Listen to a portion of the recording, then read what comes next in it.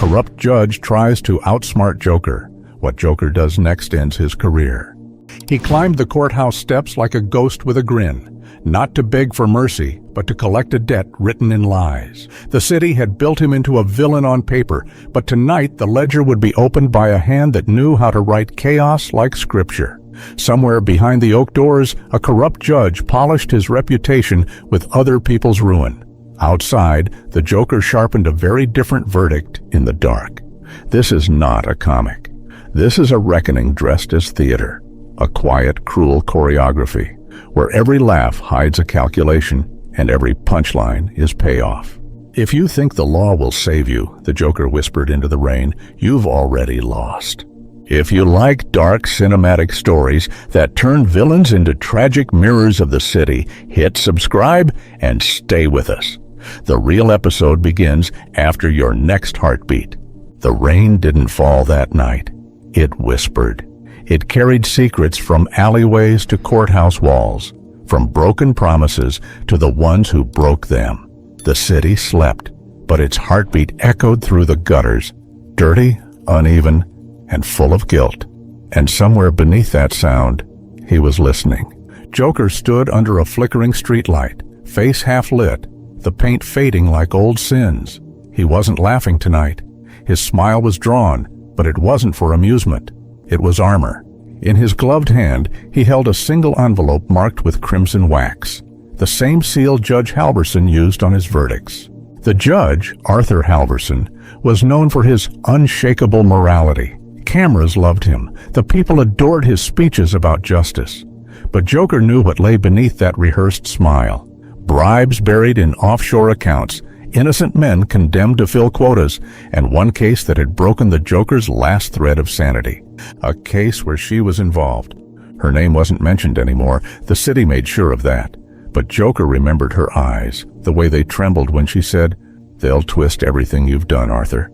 They'll turn you into the monster they need." He laughed at the memory, not from joy, but from pain too deep to cry through. She had been his one escape from madness, the only person who saw the man behind the smile. And when the judge sentenced her to 20 years for a crime she didn't commit, Joker didn't lose his mind. He found it. Now, the night was his courtroom. Inside the judge's mansion, marble floors reflected the glow of expensive lies. Halverson poured himself scotch, scrolling through an email thread marked confidential blackmail, deals, dirty names attached to clean titles. He adjusted his tie, the symbol of control, when a faint chuckle drifted through the hallway. At first, he ignored it. Then it grew closer. "Who's there?" His voice cracked despite his authority. The laughter stopped. Then a whisper. "Order in the court!" The chandelier flickered. When the lights stabilized, there it was. The crimson-sealed envelope on his desk. He hadn't heard the door open. He hadn't heard anyone come in. His pulse spiked as he tore it open. Inside was a single card, a joker from a deck. On the back, written in neat handwriting, "You took her freedom. I'll take your truth." His scotch glass shattered on the floor. He stumbled backward, reaching for his phone. No signal. The landline was dead. Panic clawed at his chest as he checked the locks, all still bolted from the inside. And then, from the shadows, came the sound of slow, mocking applause. Joker emerged from behind the curtains, unarmed, unhurried, wearing that infamous grin. "Evening, Your Honor. Hope I'm not interrupting your verdict reviews." Halverson froze, voice trembling. You're insane. You shouldn't be here. I have security." Oh, you do?" Joker interrupted, tilting his head. "But they're busy watching the highlight reel I sent them. You know, the one with you and that prosecutor? Lovely footage. I bet the press will adore your acting skills." The judge's face drained of color. "What do you want?" Joker smiled wider. "A fair trial. Yours." He gestured toward the large mirror behind the judge's desk, now cracked, with a hidden camera blinking red. "Say hello to the jury," Joker whispered. "You're live. Every lie you've told, every life you've traded for money, it's all coming out tonight." Halverson lunged forward, desperate, furious. But Joker stepped aside easily, letting the judge crash into his own reflection. Glass splintered, cutting across his hands. Joker knelt beside him, voice suddenly soft. "You sentenced her without proof, without mercy. Do you remember her name, Judge?" Halverson's breath hitched. "Samantha Gray." Joker's eyes darkened. "That's right, Samantha Gray. She believed in the system. You taught her what justice really costs." He stood up, pacing slowly. "You see, I don't kill for fun. That's what the world thinks. No, I educate. And tonight's lesson, Your Honor, is simple. Corruption bleeds louder than guilt." The judge tried crawling toward his desk drawer, the one hiding his gun. Joker didn't stop him. He watched, almost curious. When Halverson pulled the weapon and aimed, Joker didn't flinch. "Do it," Joker said calmly. "Pull the trigger. Maybe then you'll finally earn your title." The judge's hand trembled, finger on the trigger. Click. Empty. Joker leaned close, his breath cold against Halverson's ear. "I removed the bullets. You see, I never wanted your blood, just your truth."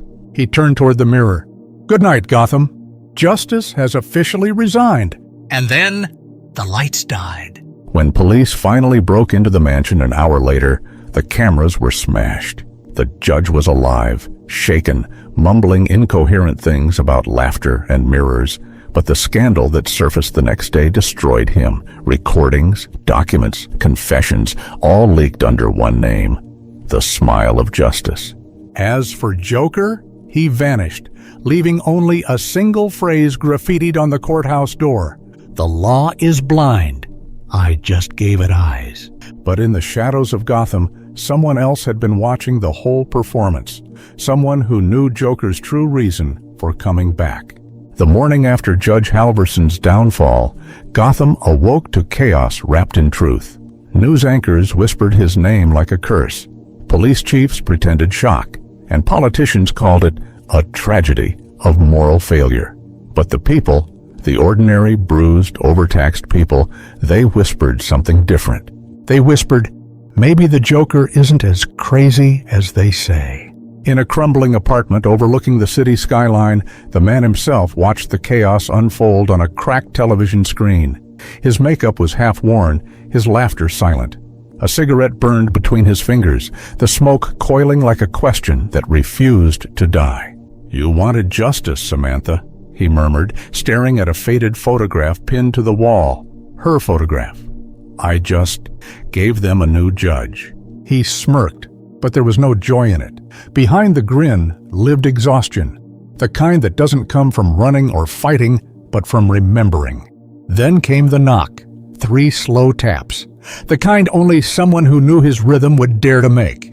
He didn't reach for a weapon. He just smiled, because he already knew who it was. A woman stepped in, tall, poised, dressed in the muted authority of law. Detective Elise Moran, one of the few who had once tried to understand him instead of hunt him. Her eyes met his, not with fear, but with disappointment. "You could have walked away," she said softly. "You won. The judge is finished. Why keep playing?" Joker leaned back, eyes half closed. "Because the game doesn't end when the king falls, Detective. It ends when the board burns." She sighed. "You think you did something good, but all you did was prove them right, that you're dangerous." He chuckled, low and bitter. "Dangerous people build kingdoms, Elise. Honest ones get buried under them." She took a few steps closer, her voice trembling with emotion. "Samantha Gray, she wouldn't have wanted this." The room fell silent. His smile cracked. For the first time, Joker looked human. "She wanted truth," he whispered. "And truth doesn't whisper, Detective. It screams." Before she could respond, the old TV flickered again, the screen glitched, and a new broadcast appeared. A man in a black suit stood at a podium, surrounded by microphones. "On behalf of the Gotham judiciary, I swear to restore integrity to this institution," he said. Joker tilted his head. The name tag under the man's image read, District Attorney Marcus Vale. His eyes darkened. "Marcus Vale," Joker muttered. "The man who gave Halverson his first bribe." The circle continues. Elise frowned. "You're not thinking so." "Oh, I'm always thinking," Joker interrupted, his grin returning. "You see, corruption doesn't die when a man falls. It just changes its face." He rose, moving to the window. Outside, the city looked almost peaceful, like a liar after confession. He turned to Elise. "You wanted me to stop? Fine, I'll stop when truth stops hiding." Before she could argue, her phone buzzed. A message popped up. "Leave feed Gotham Courthouse." They both looked at the screen. A video had started streaming online. Hundreds were already watching. A voice, distorted but unmistakable, echoed through the speakers. "Good evening, Gotham. Tonight's session is called Retrial. Our guest of honor, District Attorney Marcus Vale, the man who sells justice wholesale." The camera panned to Vale, sitting in his car, frozen in fear. Elise's heart sank. "You recorded this already, didn't you?" Joker smirked. "Of course. A magician never performs live." She turned toward him, fury and sorrow mixed in her voice. "You're destroying lives." He shot back, eyes blazing. "No, detective.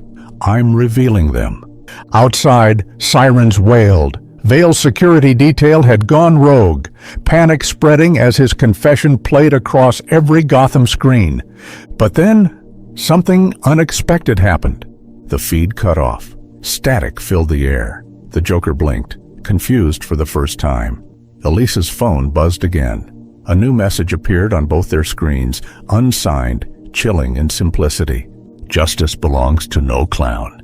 Joker frowned. "That's not my line." A new voice played over the TV, distorted, deep, almost mocking. "You think you're the only one cleaning Gotham, Joker? You're just the beginning. Someone had to set the stage. Thanks for the chaos." The feed ended. Joker stood still, expression unreadable. Slowly his grin returned, not from amusement, but curiosity. "Well," he said quietly, "looks like I've inspired a fan." Elise looked at him, realization dawning. Someone's using your name, your message, to start something worse.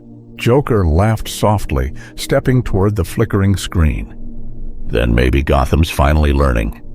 You see, Detective, truth doesn't belong to heroes or villains. It belongs to whoever's brave enough to tell it." He turned back, face painted with that haunting smile. "And if they think they can outsmart the Joker..."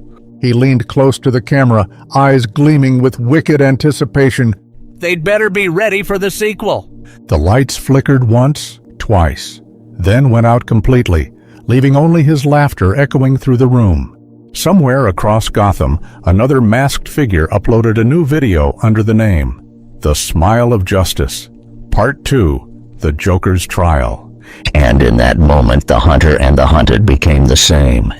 If you felt the chills, the twists, and the chaos of this tale, make sure to subscribe to our channel for more dark cinematic stories that blur the line between right and wrong.